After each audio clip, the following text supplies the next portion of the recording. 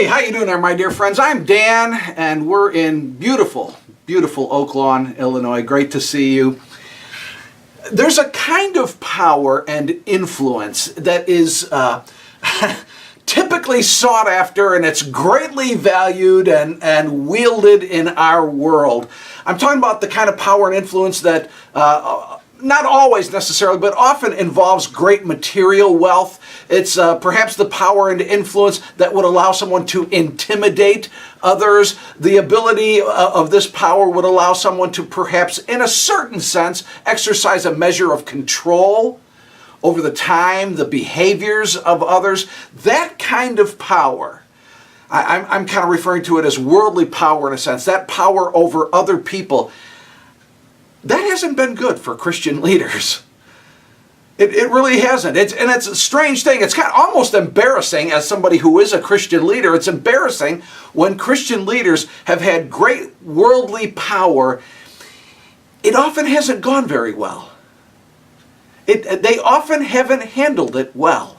On the other hand, God's power, which I would consider to be the real power, God's power functions best, get this, when we recognize that we're needy instead of thinking of ourselves as self-sufficient. When we recognize that we do not, in any real ultimate sense, control anyone. God's power functions best when we're aware of our flaws and our weaknesses and our many shortcomings. God's power functions best not when we wield tremendous authority over people, but rather when we're weak. Well, that's what the Bible says. Here, the Apostle Paul wrote this. This is in the book of 2 Corinthians. This is in the Bible, 2 Corinthians chapter 12. And actually, he was making a reference to some kind of struggle in his own life. We don't know exactly what it is. He called it a thorn in the flesh. But this is what he wrote. Book of 2 Corinthians chapter 12. 3 different times I begged the Lord to take it away. Each time he said, God said, my grace is all you need. My power works best in weakness.